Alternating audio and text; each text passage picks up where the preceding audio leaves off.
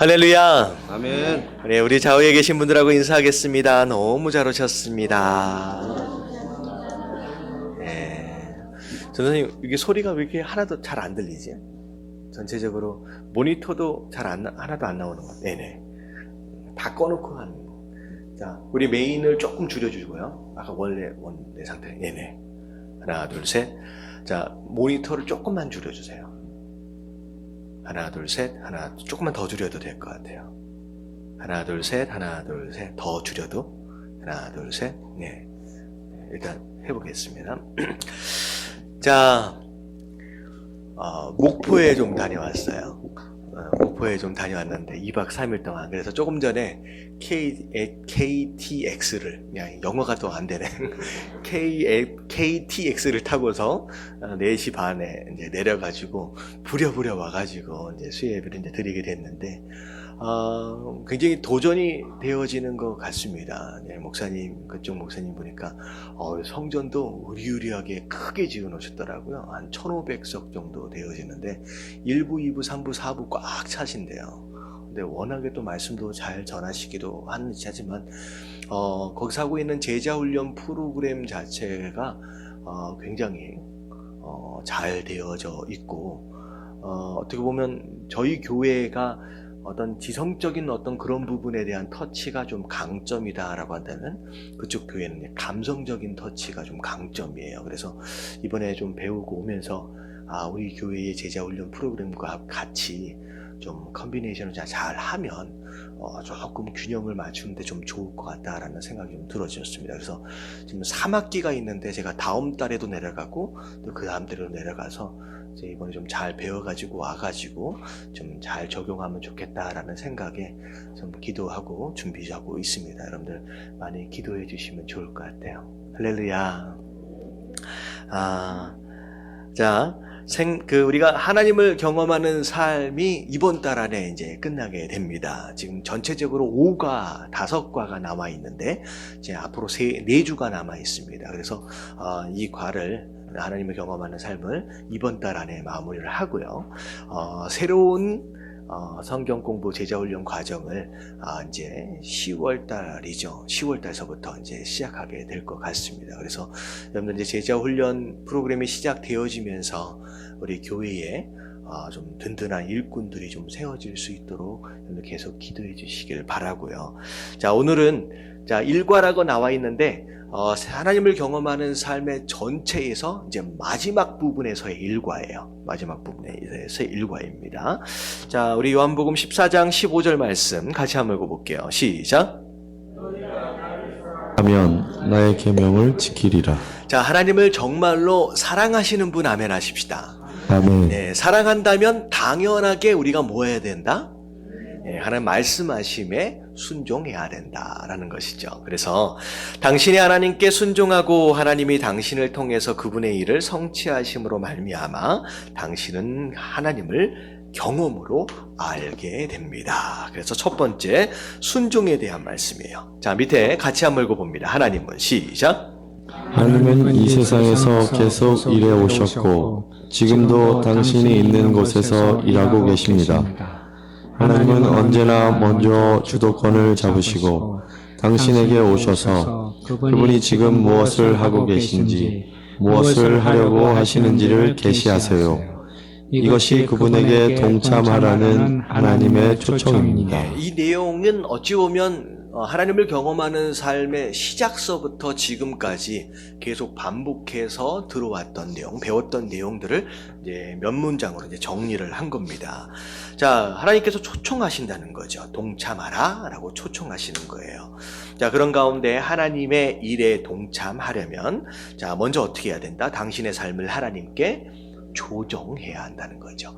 다시 말하면, 조정되어짐이 없다라고 한다면, 하나님의 일에 참여할 수 있어요, 없어요? 없다는 거죠.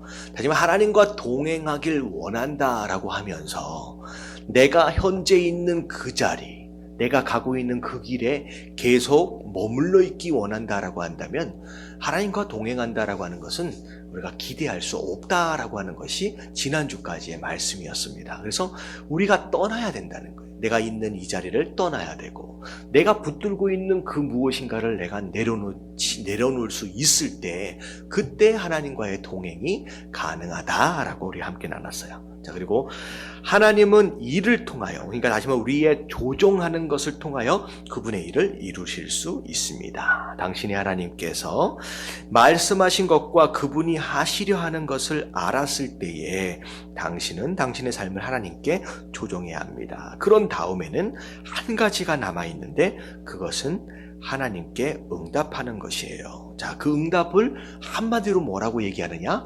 순종이라고 이야기를 하는 겁니다.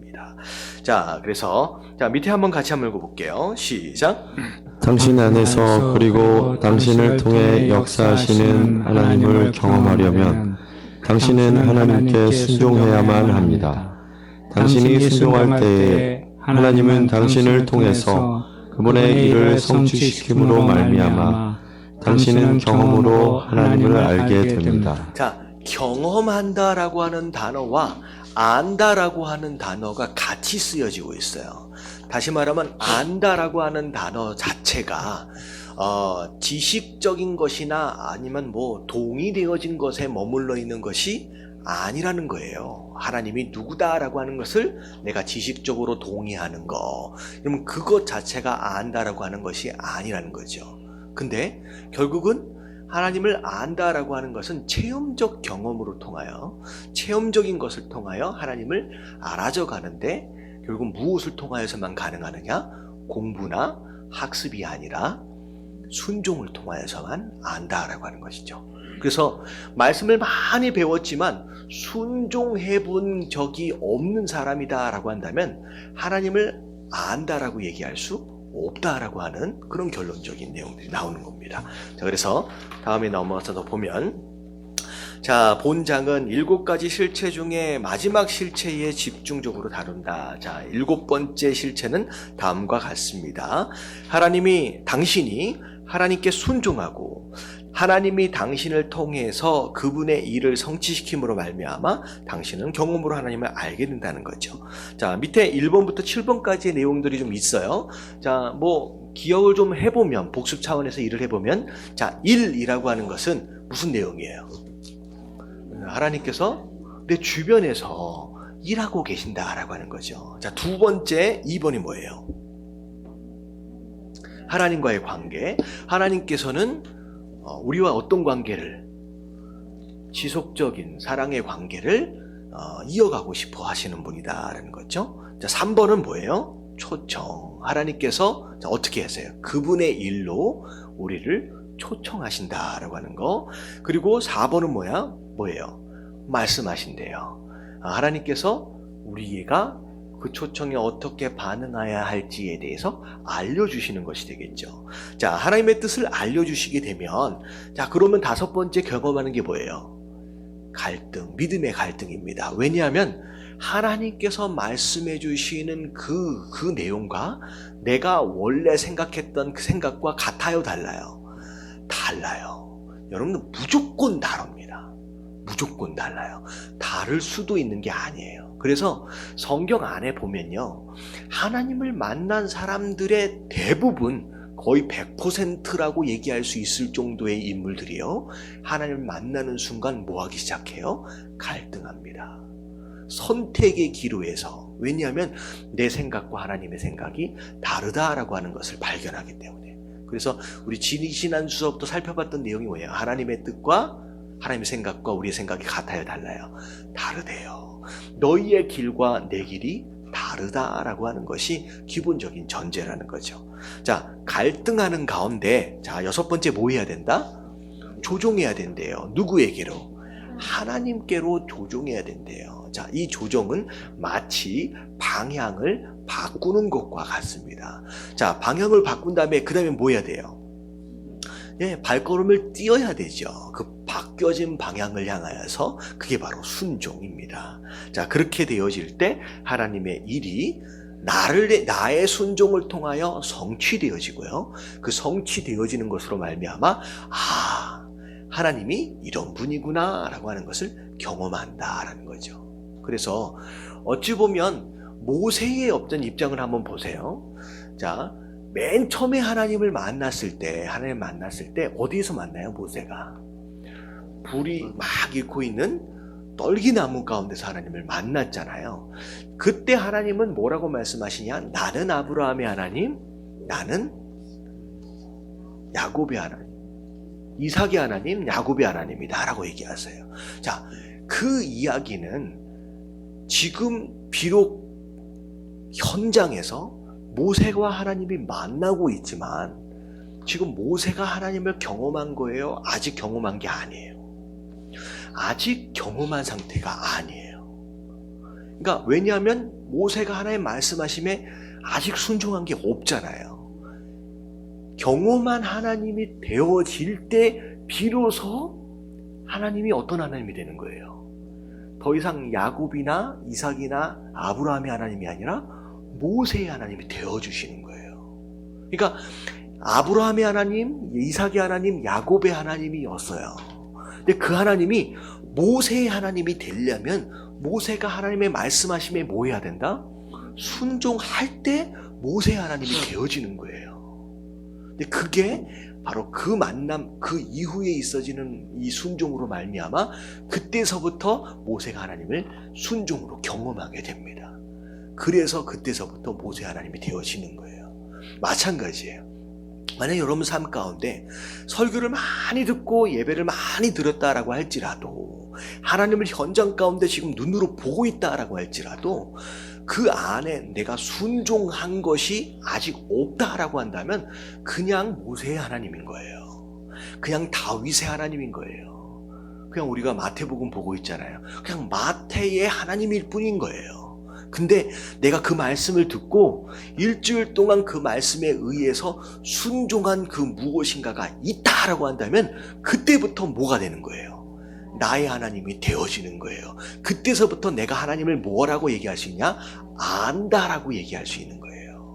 나의 하나님이다라고 하는 거예요. 여러분 이번 주에 설교 내용이 뭐였는지 혹시 기억나세요? 3일밖에 안 지났는데 벌써 다 잊어버리면 안 되는 설교 내용이 뭐였어요? 여러분 제목이라도 좀 기억해 보세요. 제목은 뭐였어요?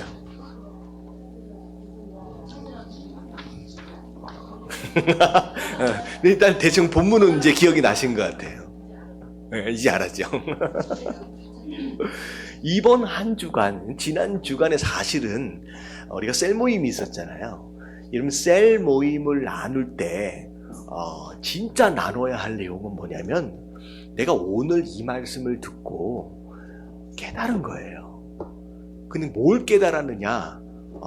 내가 그렇게 살아오지 못한 과거의 삶을 우리가 돌아보는 거예요.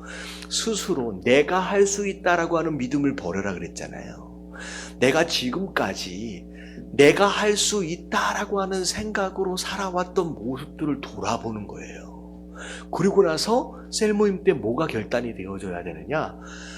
이제는 내가 할 수 있다는 게 아니라 내가 어떻게 하나님을 의지해야 할 것이냐? 내가 하나님을 어떻게 붙들어야 할 것이냐라고 하는 것에 대한 구체적인 결단. 내가 일주일 동안 내가 이렇게 한번 살아보길 내가 오늘 결단했습니다 라고 하는 그런 내용들이 있어야 그래야 내가 이번 한 주간 순종을 했는지 안 했는지를 확인할 수가 있는 거예요. 이번 한 주간 지난주일 말씀으로 인하여서 순종을 했는지 안 했는지를 어떻게 분별할 수 있어요? 여러분 이것에 대한 결단이 없으면 이번에 한 주간 내가 순종을 했는지 안 했는지를 모르고 지나가는 거예요. 여러분 정말로 능력 있는 진짜 순종을 통해 하나님을 경험하는 삶을 살려면요 예배가 끝내지고 말씀이 끝나지고 난 뒤에 구체적인 결단이 있어질 때 그때 순종이 가능한 거예요. 여러분 이런 방법을 잘 사용해 봐야 된다는 거죠. 깨달아지시는 분 아멘 하십시다. 예. 자 그래서 일단은 그럴 때 하나님을 안다, 경험한다 라고 할 수 있다는 거죠. 자 마지막 문장에서의 7번 순종에 대한 내용인데 A, B, C를 순서대로 한번 번호를 좀 매겨보자는 거죠. 뭐가 문제예요? 자 A부터 보면 당신은 경험으로 하나님을 알게 됩니다. 이게 제일 어디 들어가야 돼요? 제일 마지막에 들어가야 되겠죠. 자, 당신은 하나님께 순종합니다. 언제 들어가야 돼요? 네, 첫 번째, 순종이 먼저예요. 그 다음에 다 같이 시작. 하나님은 당신을 통해 그분의 일을 성취하십니다. 네, 결국은 내가 순종하는 것으로 인하여 하나님의 뜻이, 하나님의 일이 내 삶을 통하여 이루어져요. 자, 그렇게 되어져서 그 다음에 내가 하나님을 경험으로 알게 된다라고 하는 것이죠. 자, 하나님이 주도권을 잡으시고 당신을 그분의 일에 참여시킨 후에 당신은 그분을 믿고 당신의 인생을 그분께 조종합니다. 그럴 때 비로소 당신이 순종의 자리에 이르게 됩니다.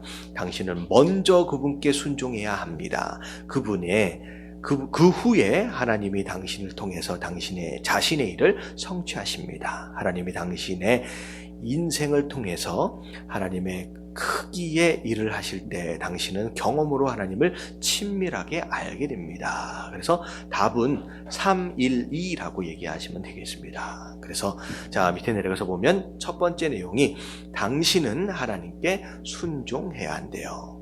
자, 4장 3장에 당신은 사랑과 순종의 관계에 대해서 공부했었다는 거죠. 당신은 순종이 하나님에 대한 사랑의 외적인 표현임을 발견했습니다. 복습하는 의미에서 거기에 나왔던 서술들을 적어보았습니다. 그래서 동전의 양면 같은 거죠. 사랑한다면 순종한다는 거예요. 순종이 안 된다라고 한다면 사랑하지 않는다라고 하는 것입니다. 사랑과 순종은 함께 가는 거라는 거죠. 자, 그래서 밑에 첫 번째 문장서부터 같이 한번 읽어볼게요. 시작. 순종은 하나님을 향한 당신의 사랑을 외적으로 표현한 것이다. 자, 하나님을 사랑합니다 라고 하는 것은 내적인 거예요. 확인이 가능해요? 불가능해요? 이런 내적인 것은 확인하기 어려워요. 사랑한다 라고 하는 것을 말로 이야기하는 것은 사실은 조작이 가능한 거잖아요. 심지어 나도 속은 것일 수도 있어요. 근데 안에 있는 보이지 않는 사랑을 어떻게 확인하거나 증명할 수 있을 것이냐? 무엇으로 증명한다는 거예요? 순종을 통하여 증명한다는 거예요. 순종을 통하여 확인한다는 거예요. 내가 정말로 하나님을 사랑하는지 내가 스스로 확인할 수 있는 방법이고요. 누군가가 진짜로 하나님을 사랑하고 있는지 확인할 수 있는 방법. 바로 그게 순종이라는 거죠. 자, 두 번째, 시작.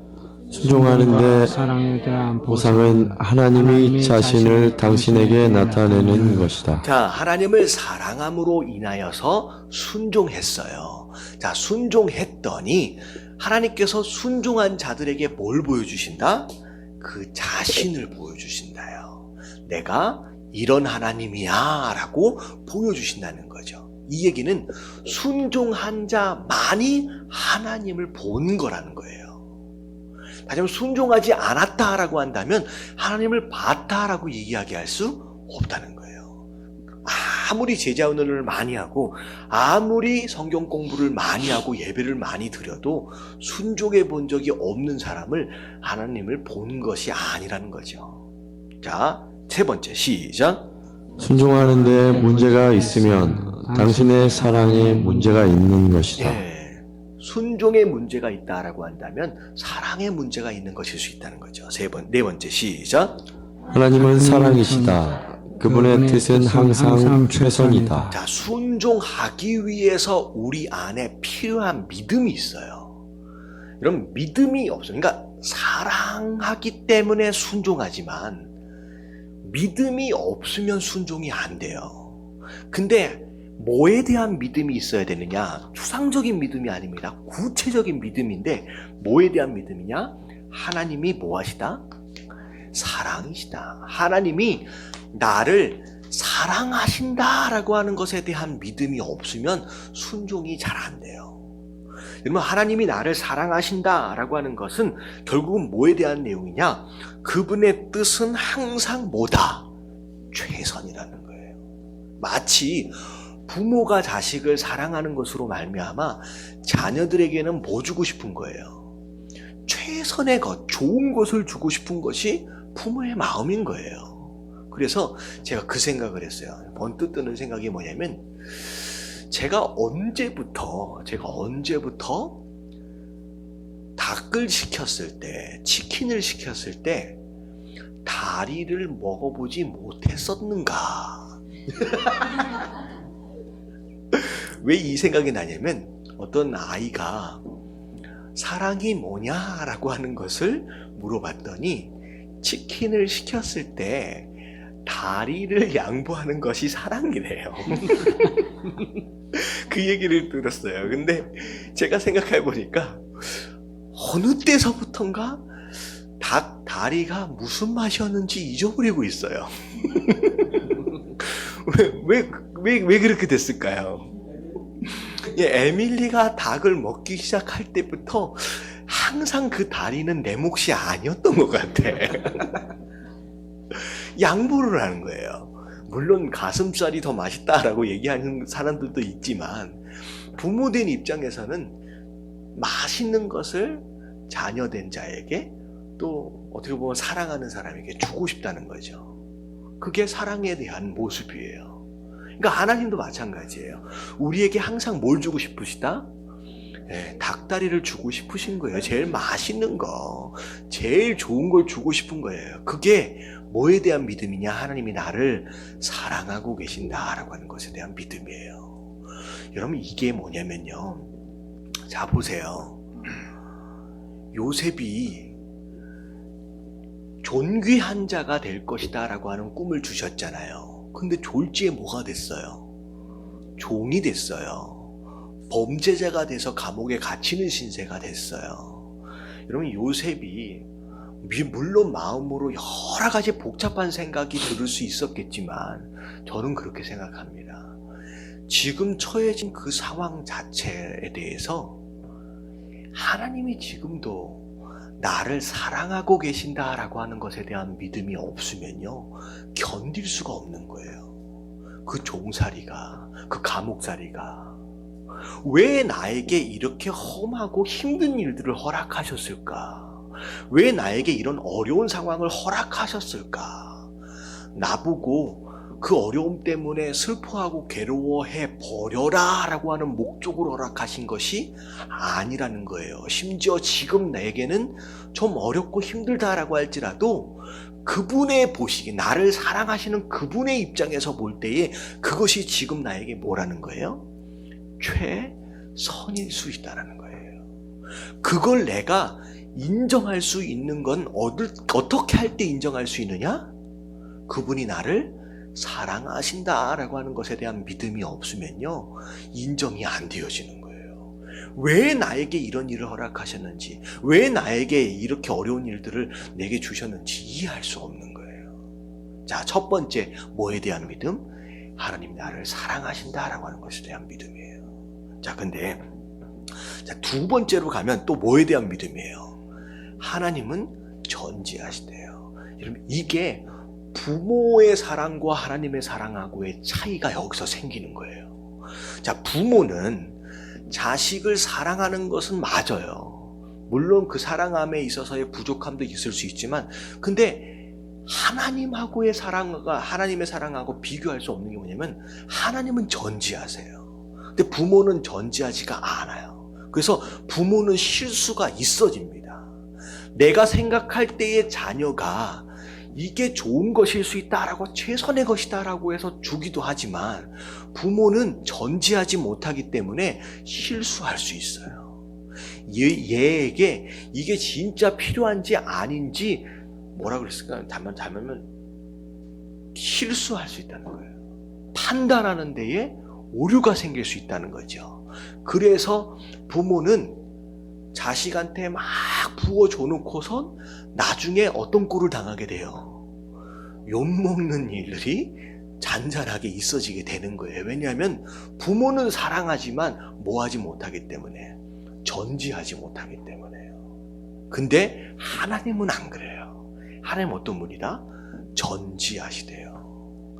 앞으로 얘가 어떤 인생을 살지에 대해서 처음부터 끝까지를 다 알고 계신 분이고 심지어 다 계획하고 계신 분이라는 거죠. 그래서 그분은 우리에게 해주시는 우리를 인도하심에 대해서 항상 뭐하다? 옳다는 거예요. 그분의 길이 정답이라는 거예요. 왜냐하면 그분은 실수하지 않아요. 전능하신 분이기 때문에, 전지하신 분이기 때문에.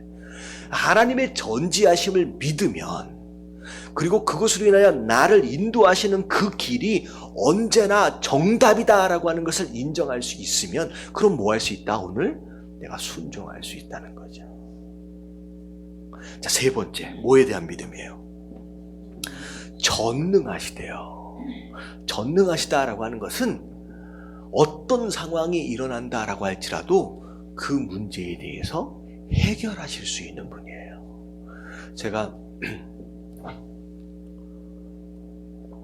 이번에 수련회, 아니 이번에 이제 컨퍼런스에 참여하면서 화장실에 가가지고 자, 지난 주일서부터 자꾸 화장실 얘기를 하는데 이제 응변을 보고 있는 사이에 앞에다가 성경 구절이 아닌데 명언, 성경에 관련되어 있는 명언 하나를 이렇게 적어놨더라고요. 근데 참 그게 전에 했던 제가 말씀들 가운데 좀 적용이 되면서 그렇구나. 하나님 그 내용이 뭐냐면 순간 지금 얘기하려니까 또 잊어버렸네. 그 내용이 뭐냐면 하나님께서 나에게 찾아와서 어떤 일을 맡기신다라고 하는 것은 그 일을 할 만한 능력이 있어서가 아니라 그 일을 할 만한 능력을 주시기 위해서다라고 얘기를 하더라고요. 무슨 얘기인지 아시겠죠? 그러니까 하나님은 전능하세요. 내게는 불가능한 일인 것처럼 보이지만 하나님께서 나를 찾아오셔서 그 일을 맡기셨다라고 하는 것은 그 일을 할 수 있는 능력 또한 주실 수 있는 분이라는 거예요. 그것에 대한 믿음이 있으면 고민하지 않아요. 하나님 내가 어떻게 그걸 합니까? 나는 못합니다. 그것은 하나님께서 나에게 능력을 주실 것에 대해서 생각하지 않기 때문에 변명하는 거예요. 자, 뭐예요? 하나님 전능하세요. 그래서 그분은 당신이 그분의 뜻을 행할 수 있도록 무엇을 주실 수 있다? 능력을 주실 수 있는 분이다 라고 하는 거죠. 그러면 내가 능력이 없고 내가 준비가 안 돼서 내가 실력이 없어서 못합니다 라고 하는 것은 뭐라는 거예요? 단순히 변명일 뿐이다 라고 하는 것이죠. 자, 그 다음 마지막 다 같이 한번 읽어볼게요. 시작. 당신이 하나님을 사랑하면 그분께 순종할 것이다. 그래서 결국은 사랑에 대한 내적인 사랑, 겉으로는 순종으로 나타나는 것이 당연한 것이다 라고 이야기하고 있는 것입니다. 자, 넘어갈게요. 자, 예수님은 자신과 친밀한 관계에 있는 자들은 하나님 아버지의 뜻을 행하는 자라고 말씀하셨습니다. 이 얘기는 뭐냐면 예수님과 상관이 있는 자, 예수님과 관계 안에 있는 자라고 하는 것은 결국은 하나님의 뜻에 순종하는 자다라는 거죠. 다시 말하면 순종을 통해 우리는 하나님과 우리의 사랑의 관계를 드러냅니다라는 거예요. 그래서 나무가 있고 가지가 있어요. 자, 가지가 해야 할 게 뭐예요? 나무에 꼭 붙어 있어야 돼요. 자, 붙어 있다라고 한다면 열매를 맺는 것은 굉장히 자연스러운 겁니다. 자, 열매를 맺는다라고 하는 것은 그 열매는 순종이에요. 그러면 이 얘기가 되죠. 열매가 계속 순종의 열매가 안 맺어지고 있다라고 한다면 나무와 가지가 지금 붙어 있는 거예요? 안 붙어 있는 거예요? 안 붙어 있는 것일 수 있다는 거예요. 그러면 지금 순종의 열매가 없다라고 한다면 그분과 내가 상관이 있는 거예요? 없는 거예요? 없는 것일 수 있다라고 하는 거죠. 자, 이게 굉장히 중요한 내용이에요. 자, 우리의 행함으로 인하여서 우리가 구원을 받는 건 아닙니다. 아시겠죠? 우리가 무엇으로 구원을 받아요? 믿음으로 구원을 받는다라고 하는 것은 지식적인 동의에 의한 믿음이 아니에요. 믿음은 하나님과의 관계입니다. 나무와 가지가 붙어 있는 것이 그게 믿음이에요. 그러니까 믿음이라고 하는 것은 내가 하나님이 누군지를 알고 예수님이 누군지에 대해서 내가 동의합니다라고 하는 것을 믿음으로 착각하지 마세요. 여러분, 믿음은 내 삶의 주인이 바뀌는 거예요. 마치 가지가 나무에 붙어 있는 것처럼. 그러니까 결국은 믿음으로 구원을 받는데 나무의 가지가 붙어 있는 것으로 인하여서 뭐가 있어진다? 순종의 열매가 있어지는 거예요. 그러니까 행함으로 구원을 받는 것은 아니지만 행함은 구원받은 사람의 증거예요. 무슨 내용인지 아시겠죠?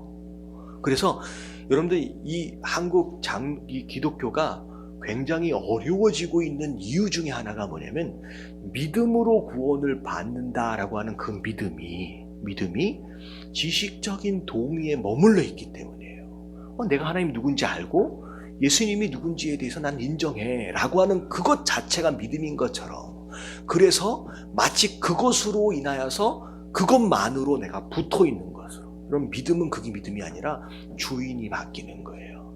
내 삶이 그분께 드려져야 돼요. 그분이 내 삶의 주인으로 영접되어지는 거예요. 그것이 가지가 나무에 붙어 있는 것이고, 그것으로 인하여 당연히 뭐가 있어야 되느냐?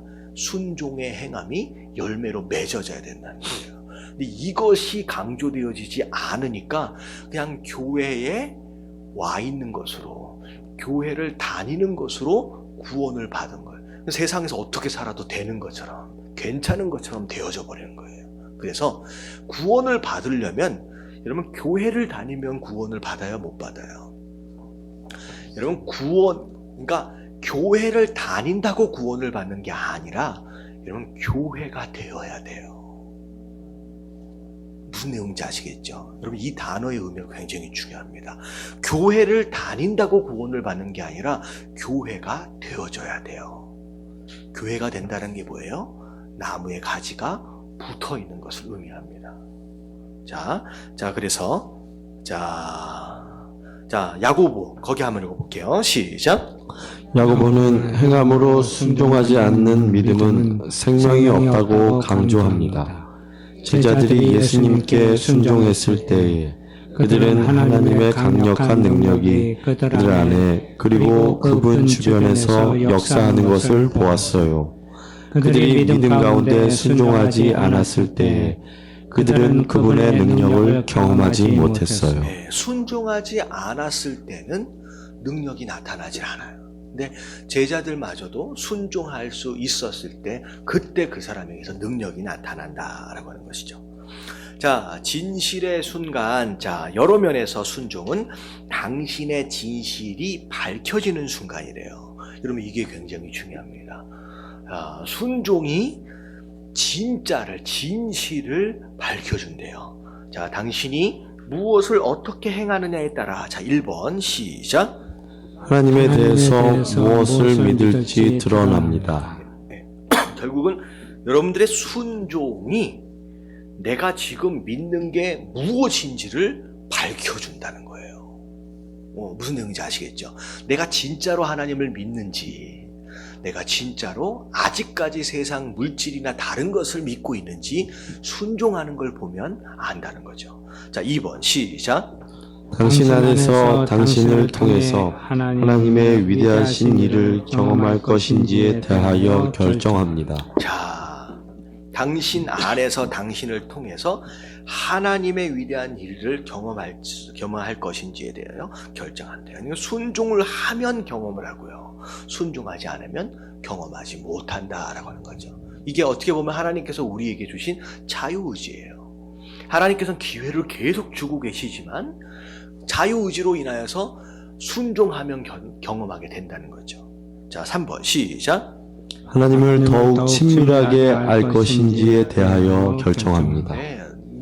나와의 관계가 더 가까워지기 원한다라고 한다면 순종해 보라라고 하는 것이죠. 그래서 밑에 요한일서 2장 3절서부터 6절에 보면 안다라는 말이 나올 때 동그라미를 치시고, 지키다, 순종한다 그런 의미가 나올 때 밑줄을 치시고, 그리고 사랑이라는 단어가 나올 때 네모를 하래요.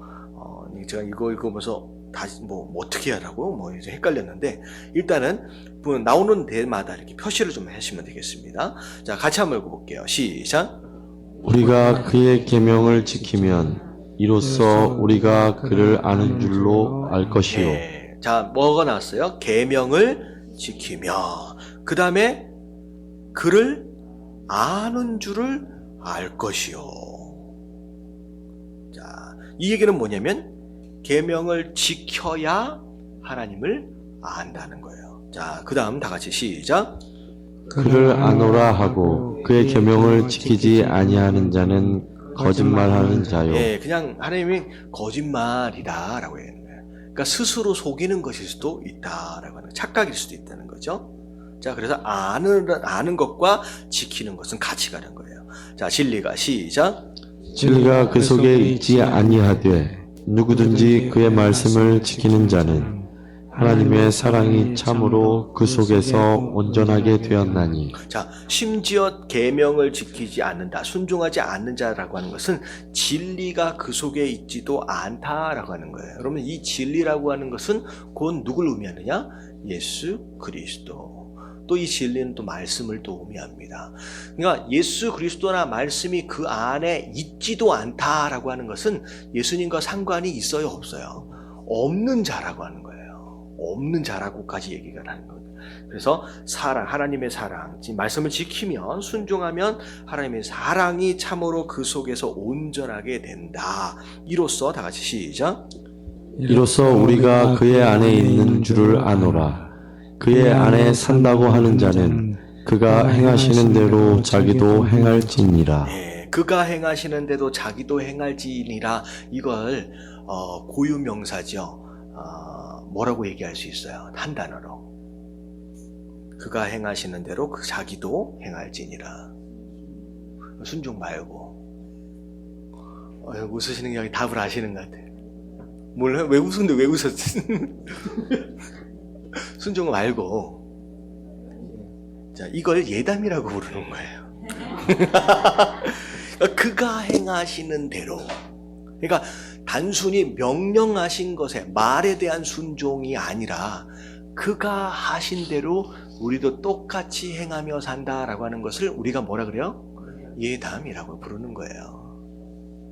예담을 할 때, 예담의 삶을 살 때 그제서야 뭐라고 얘기할 수 있느냐?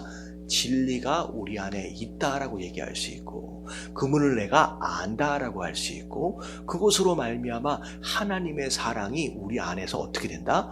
온전해진대요. 그래서 그 하나님의 사랑이 뭔지 깨닫게 되는 거예요. 그걸 경험하게 된다라고 하는 것이죠.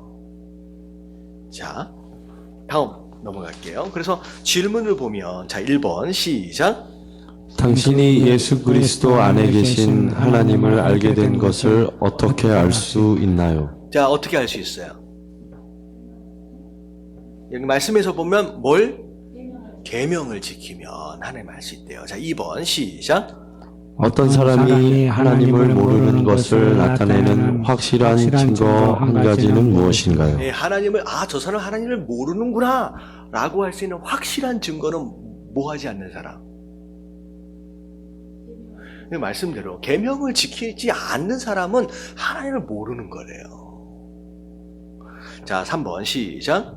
하나님의 말씀을 지키는 사람의 인생에서 하나님은 무엇을 하시나요? 예, 뭐 하세요?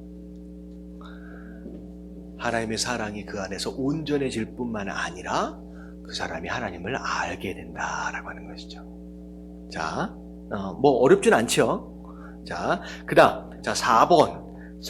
자, 위에 나와 있는 하나, 둘, 셋, 5가지 예 중에서 하나씩 골라서 내려오시면 돼요. 앞에 나왔던 내용입니다. 4번. 하나님은 사랑이시기 때문에 그분의 뜻은 항상 뭐하다? 자, 사랑하고 연관되어져 있는 단어가 최선이에요, 최선. 최선. 자, 하나님은 전지하세요. 그래서 그분이 지시하는, 그분이 인도하시는 것은 항상 뭐하다? 옳다. 자, 하나님은 전능하시기 때문에 그분은 당신이 그분의 뜻을 행하게 하실 수 있대요. 능력을 주신다 그랬잖아요. 전능하시기 때문에. 자, 됐죠? 자, 하나님께 순종할 것인가 아닌가를 선택해야만 하는 진실의 순간에 직면했을 때 하나님을 믿고 의지하지 않는다면 당신은 하나님께 순종할 수 없습니다. 자, 그분을 사랑하지 않으면 당신은 그분을 믿고 신뢰할 수 없다. 자, 하나님을 알지 못한다면 당신은 그분을 사랑할 수 없다라는 거죠. 자, 그래서 어찌 보면 하나님을 사랑해야 그리고 나서 믿고 의지할 수 있고,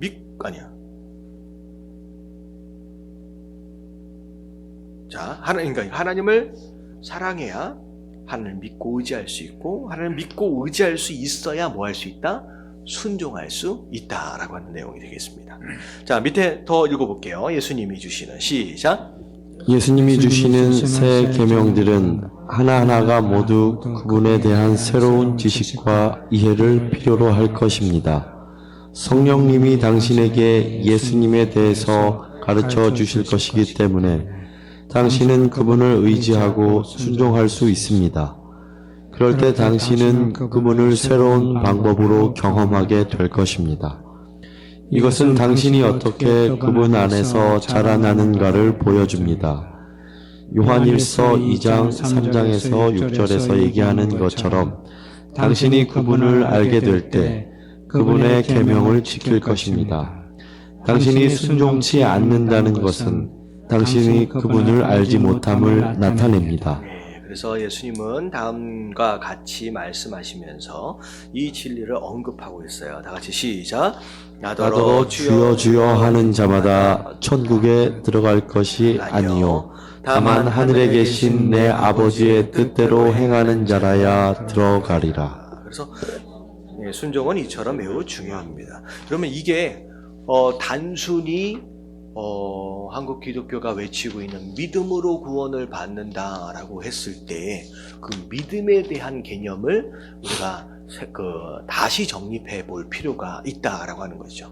분명히 예수님은 오히려 믿음이라고 하는 단어와 순종이라고 하는 단어를 하나로 그냥 사용하세요. 그러니까 순종을 여기는 행함이라고 했잖아요. 그러면 이게 행함은 순종이에요. 그러니까 믿음과 순종을, 믿음과 행함을 마치 한 단어처럼 사용하세요. 그래서 믿음으로 구원을 받는다라고 하는 그 개념을 우리가 마치 뭘로 생각하시면 되냐면 순종으로 구원을 받는다라고 생각을 하셔도 무방할 정도로 예수님께서는 그렇게 두 단어를 함께 사용하고 계십니다. 그래서 좀 이 부분들이 교회 안에서 강조되어지지 않기 때문에 어떻게 해요? 기독교인들이 자꾸 욕먹는 일들을 할 수밖에 없는 거예요. 오히려 착한 사람 하면 어떤 사람이 좀 더 착할 것 같아. 착한 사람처럼 보여요. 어떤 그러니까 이미지가 있어요. 종교들마다, 기독교가 종교라고 얘기하면 조금 애매하지만 종교들마다 참 이상한 이미지들이 만들어져 있거든요. 원래는 진짜 착하게 살아야 할 존재는 누굴 믿는 사람이어야 돼요. 하나님을 믿고 예수님을 믿는 사람들이 진짜 착하게 살아야 되는데 어떻게 보면 불교나 천주교를 믿는 사람들이 어떻게 보면 더 착한 선행을 잘하는 어떤 그런 이미지로 만들어지고 있는 것들이 되게 어떻게 보면 안타까운 현실인 것 같아요. 우리가 어떻게 해야 돼요? 빨리 그럼 분발해야 할 줄로 믿습니다. 우리 착하게 살아야 되는데. 자, 저 넘어가겠습니다. 자, 순종의 중요성 다 같이 한번 읽어봅니다. 시작.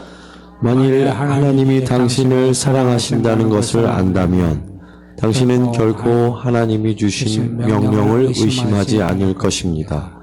그것은 언제나 옳고 최선입니다. 하나님이 명령을 하실 때 이를 관찰하거나 의논하거나 토론해서는 안 됩니다. 당신은 그 명령에 순종해야만 합니다. 하나님의 명령하심에 대하여 토론하거나 의논할 필요가 없습니다. 그냥 명령하심에는 그냥 뭐 하면 돼요? 순종해야 돼요.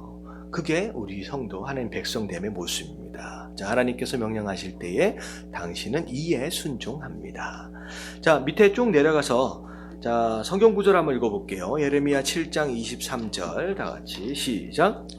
오직 내가 이것을 그들에게 명령하여 이르기를 너희는 내 목소리를 들으라. 그리하면 나는 너희 하나님이 되겠고 너희는 내 백성이 되리라.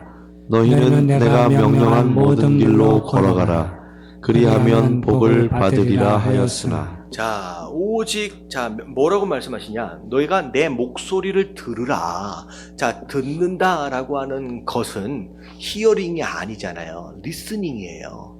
자, 리스닝이라고 하는 것은 감각적인, 청각적인 어떤 들음과 동시에 무엇이 함께 섞여진 단어냐? 순종이 함께 동반되어진 단어예요. 그게 리스닝이에요.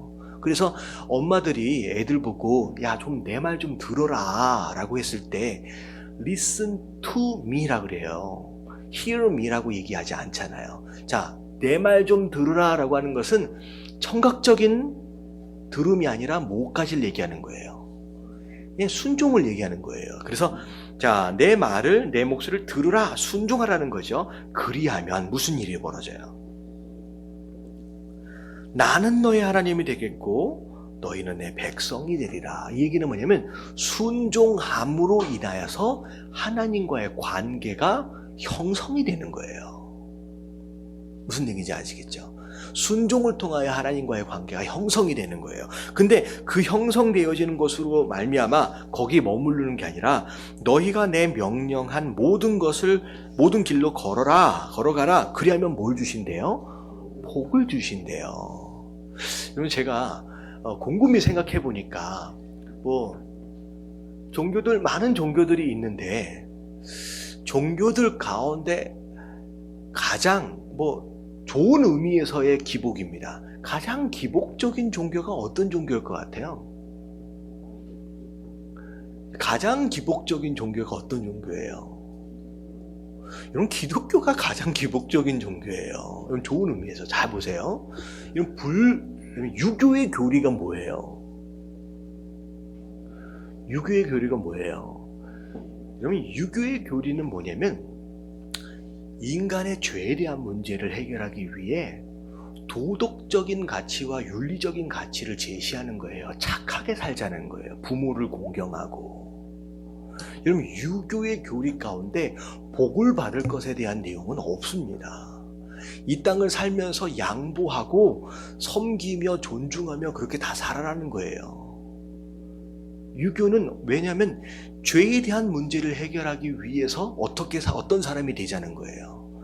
착한 사람이 되자라고 하는 게 유교의 가장 기본적인 교리입니다. 여러분, 불교는 뭐예요? 여러분, 불교의 가장 기본적인 개념이 뭔지 알아요? 이러면 착한 사람이 되자라고 하는 건 유교라고 한다면 불교는 뭐냐면 욕심을 버리자는 거예요. 무슨 얘기인지 아시죠? 불교는 욕심을 버리자는 거예요. 무엇인가를 자꾸 소유하려고 하지 말고, 자꾸 얻으려고 하지 말고, 자꾸 누리려고 하지 말고, 불교는 자꾸 뭐 하래요? 비우라는 거예요. 버리라는 것이 불교예요. 근데 기독교는 뭐예요? 네가 날 따르면 내가 너를 어떻게 하겠다? 복 주시겠다는 거예요. 그래서 제가 종교를 가만히 들여다보니까 가장 복에 대해서 이야기하고 있는 종교는 기독교예요. 근데 너무 신기한 게 뭐냐면 유교도 마찬가지고 부두교도 마찬가지고, 그래서 원래 불교를 미국에 있는 분이 불교에 빠졌어요. 그래가지고 불교가 중국도 그렇고 한국도 막 있잖아요. 그래서 불교에 대해서 스님이 되어지면서 내가 불교에 대해서 연구해 보겠다라고 해서 한국에 왔는데 얼마 안 있다가 나는 여기 있지 않고 떠나겠다라고 나왔어요. 인터넷에 나온 거예요. 근데 왜 그러냐면 내가 배운 불교는 이게 아니라는 거예요.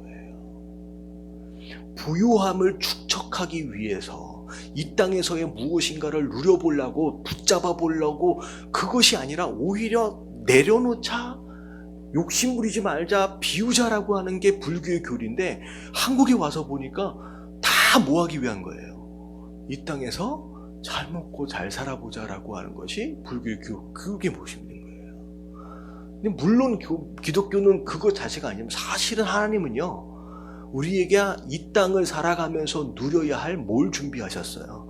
복을 준비하셨어요. 물론 이 복이 세상 사람들이 생각하고 있는 부귀영화와는 조금 거리가 있지만 이런 부귀영화하고 전혀 상관이 없는 것도 아닙니다. 우리에게 필요한 재정도 말씀하시고요.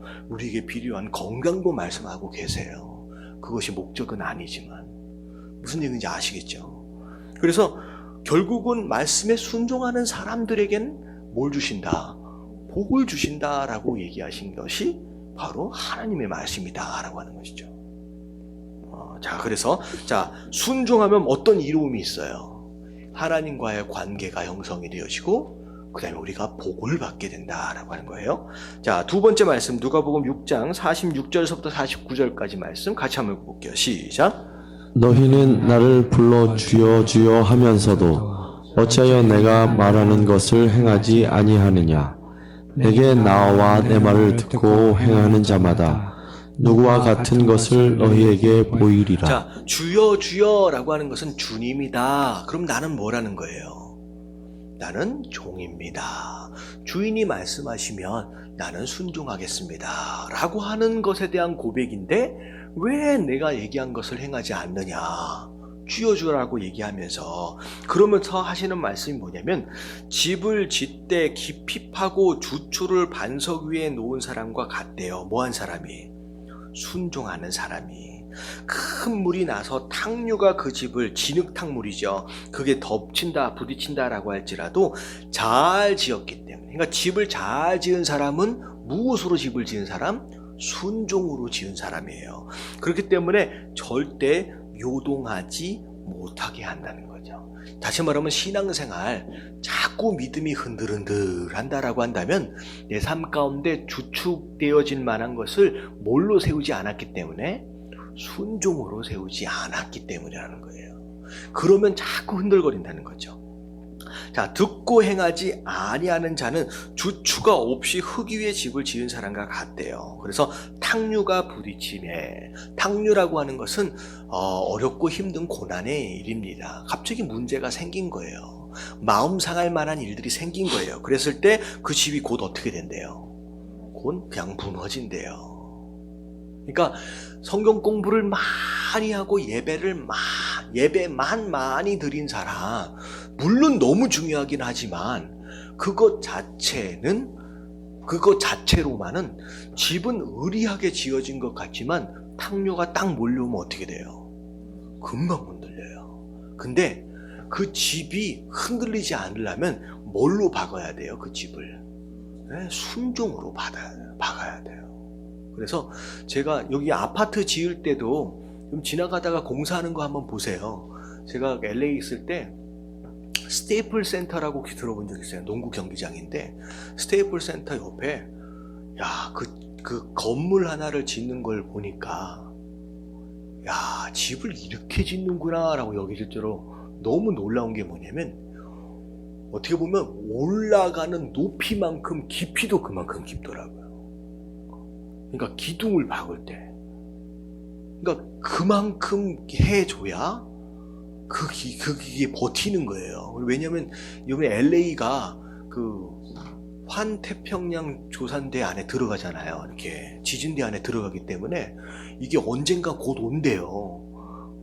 다행히 우리 가족들이 다 빠져나와서 안타깝게도 우리 와이프 가족은 다 거기 있는데 불안하긴 한데 곧 온대요. 왜냐하면 그런 영화들도 요즘 많이 나오잖아요. LA 근교에서 큰 지진이 일어날 것이다. 그래서 그 지진에 견딜 수 있도록 하기 위해서 올라간 것만큼의 못지 않는 기둥을 파서 들어간다는 거예요.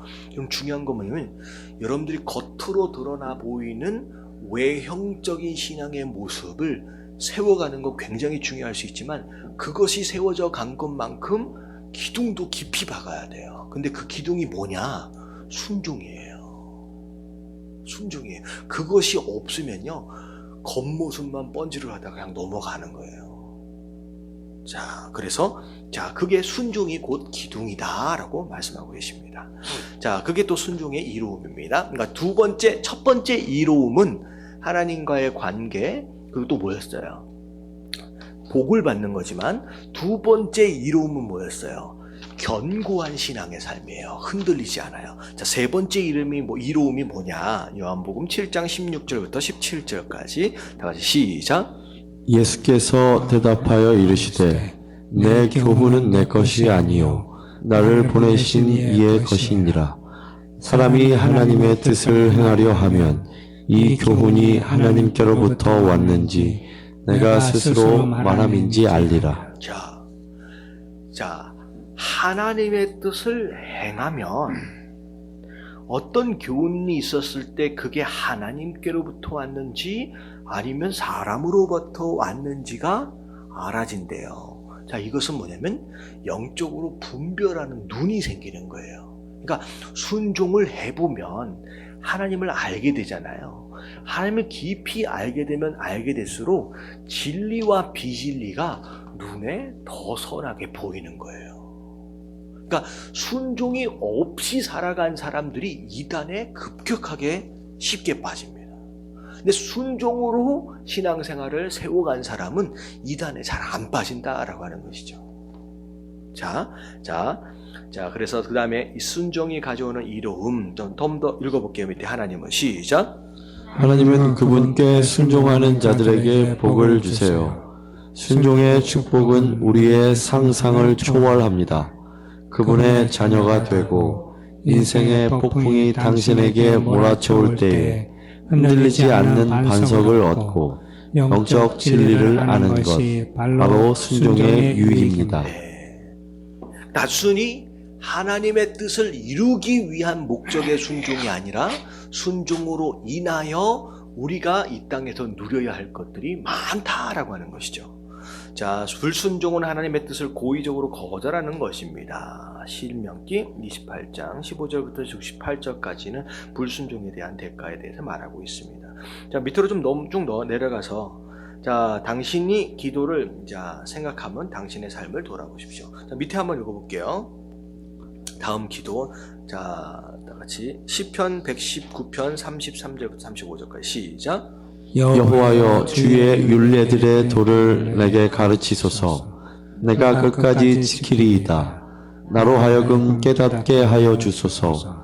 내가 주의 법을 주행하면 전심으로 지키리이다.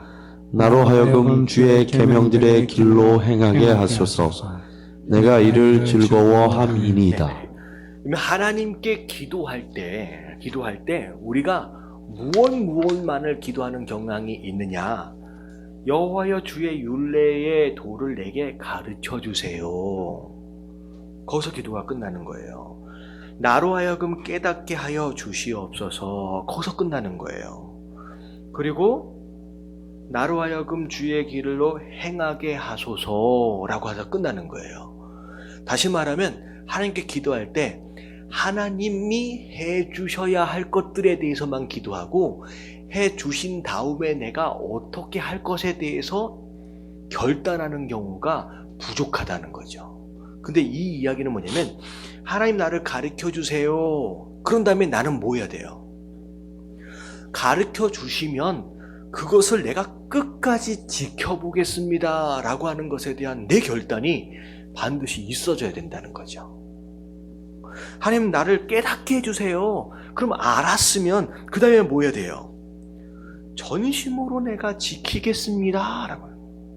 그리고 하나님께서 그 계명을 지킬 수 있도록 길로 행하여 주시옵소서. 그러면 나는 어떻게 하겠습니다? 그게 비록 어렵고 힘든 일이다 라고 할지라도 이것으로 인하여 내가 뭐 하겠다? 즐거워하겠습니다. 그걸 기쁨으로 알겠습니다 라고 하는 결단의 내용들이 그 기도 안에 함께 포함되어진다 라고 하는 거죠. 그래서 우리가 마음껏 다양하게 기도할 수 있지만 과연 우리 기도 안에 그 하나님의 응답하심에 대하여 내가 어떻게 반응할 것이냐 라고 하는 것에 대한 결단의 내용이 과연 있느냐 없느냐 라고 하는 것을 우리가 좀 점검해 볼 필요가 있다라고 하는 것이죠. 자, 그래서 왼쪽에 이제 정리하도록 하겠습니다. 자, 1번 같이 한번 읽어볼게요. 시작. 하나님께 순종함으로 나는 경험으로 하나님을 알게 되고 하나님은 나를 통해 그분의 뜻을 성취하신다. 자, 그 기본적인 내용이죠. 자, 2번 시작.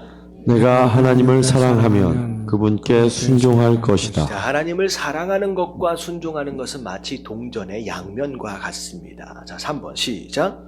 순종은 하나님에 대한 나의 사랑의 외적 표현이다. 네, 사랑은 보이지 않지만 보이지 않는 사랑을 확인하거나 증명할 수 있는 방법이 있어요. 그게 뭐냐? 순종이래요. 자, 4번 시작. 행함으로 순종하지 않는 믿음은 죽은 것이다. 자, 죽은 거라는 거죠. 아무런 기능이 없는 거예요. 자, 5번 시작. 순종은 나의 진실의 순간이다. 네, 순종을 통하여 진짜를 볼 수 있어요. 그러니까 다른 누군가의 진짜도 확인할 수 있지만 나의 진실조차도 확인할 수 있다는 거죠. 왜냐하면 많은 경우 나 또한 나를 잘 모르는 것일 수 있다는 거죠. 왜냐하면 믿는다라고 하는 것을 대부분 지식적인 동의로 이해하고 있는 사람들이 많기 때문이에요. 자, 믿음이 뭐냐라고 하는 것에 대한 바른 정의가 필요하고 그것을 확인할 수 있는 방법은 순종이다라는 거죠. 자, 6번 시작. 하나님은 그분께 순종하는 사람에게 복을 주신다. 네, 복을 주신다라고 하는 거. 그래서 순종하는 사람들에게 허락하시는 몇 가지 축복들이 있었잖아요. 그 복 중에 하나가 뭐냐면 자녀 되어짐, 하나님과의 관계 형성이고, 두 번째는 뭐예요? 흔들리지 않는 그런 믿음. 그리고 마지막에 뭐예요? 영적 진리를 분별할 줄 아는 눈을 주신다라고 하는 것이죠. 그래서 영분별의 은사, 특별히 그런 것은 주저앉아서 기도 많이 한다고 오는 게 아니라 뭐 하면 온다? 순종을 통하여 주시는 것이다 라고 하는 것이죠. 그래서 신앙생활 하는 가운데 이왕이면 좀 능력 있게 견고하게 쓰임받는 어떤 그런 신앙생활의 모습을 살아가길 원한다라고 한다면, 그리고 진짜 믿음이냐 아니냐라고 하는 것을 스스로 확인하거나 증명하길 원한다라고 한다면 반드시 우리가 맺어야 할 열매가 뭐예요? 순종이다라고 하는 거예요. 그래서 이 순종에 대해서 100번을 이야기해도 부족할 수밖에 없는 굉장히 중요한 내용인데, 과연 어떻게 순종할 것이냐라고 하는 것에 대한 내용, 여러분 이걸 여러분들이 좀 구체화할 필요가 있어요. 제가 말씀드렸던 대로 주일 말씀을 들었다라고 한다면, 이런 주일 말씀 같은 경우에는 한 주간의 우리의 삶을 끌고 가는 어떤 그런 이제 기관차 같은 거거든요.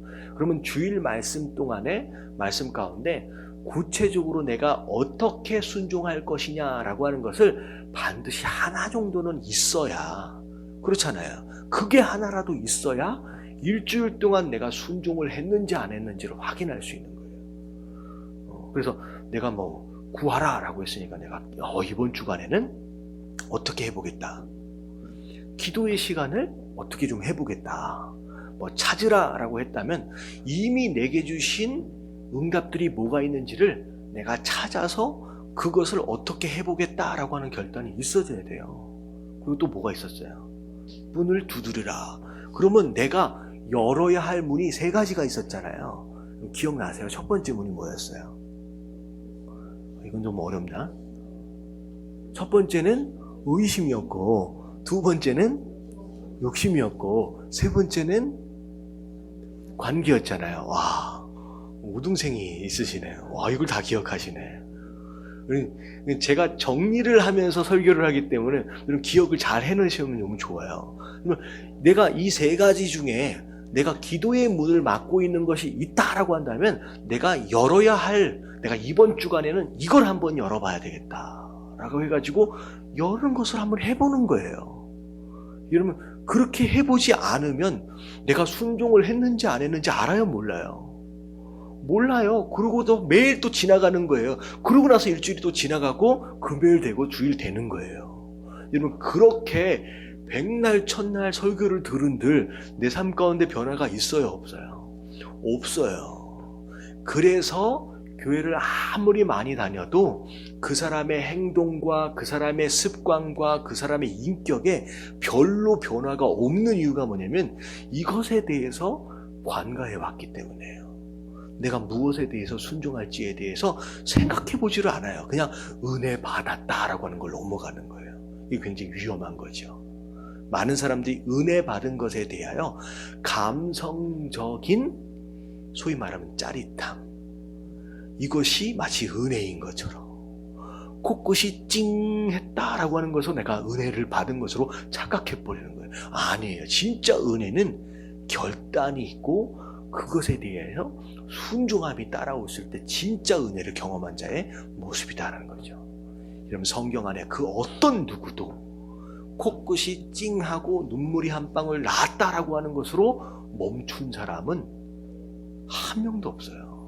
하나님 정말 만나고 쓰임받은 사람들은 어떤 감성적인 터치를 넘어서 뭐로 가는 거예요? 순종으로 가는 거예요. 그래야 쓰임받는다라고 하는 거예요. 여러분, 그런 신앙생활을 해보시게 되길 주님의 이름으로 축원합니다.